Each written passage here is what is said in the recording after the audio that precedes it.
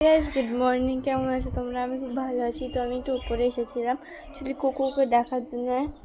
আর আমি কোকোকে খুঁজে পাচ্ছি না আপাতত। কোথায় গেল এই ছেলেটা আমি জানি না। আর আমি ও এখন বেরিয়ে গেছিলো আজকে সকালবেলা। তো সকালবেলা বেরিয়ে কাদা টাদা মেখে এসছে, আর আমি জানি না ও নিচে চলে এসছে কিনা। তো আমি ভাবলাম চলো ছাদে এসে একটু খুঁজি, ও যদি থাকে তো। তবে দেখছি তো নেই ও।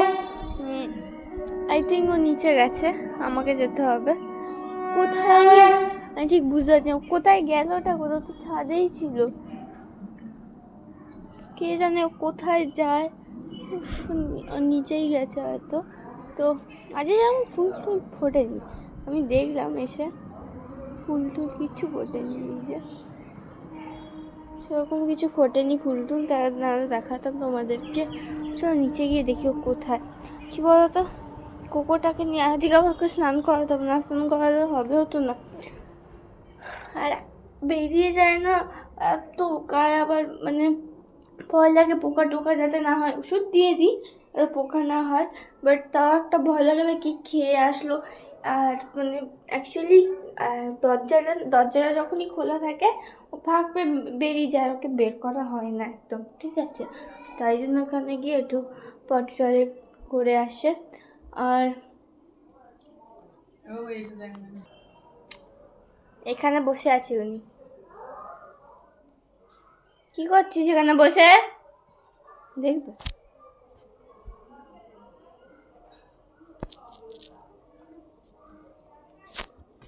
এই করছে, এখানে বসে শুয়ে আছে। ওকে এবার একটুখানি করবো, মানে গিয়ে চানটা করাবো। আর কি বলবো, আমার কষ্ট হচ্ছে বেচারা। আর কি বলতো, ও গেলেই কোথাও কিছু খাবে না, শরীরটা ওর খারাপ করবে, কী সব খেয়ে আসবে। আবার ওকে ওষুধ দিতে হবে। আর ওকে এমনিতেও ওষুধ দিয়েছিল, যাতে বেরিয়ে গেছিলো একবার, ওষুধ দিয়েছিল।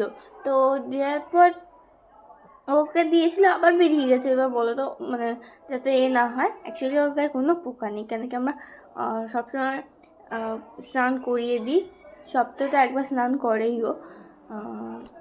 আর বেশি স্নান করাই না, কেন কি বেশি স্নান করাতে নেই ওদেরকে। সো সপ্তাহে একবার করে স্নান করে। এবার দেখো আমার, দেখো কেমন এ হয় না যে এবার বেরিয়ে গেছে বলে আমার ভয় লাগছে কি খেয়েছে না খেয়েছে।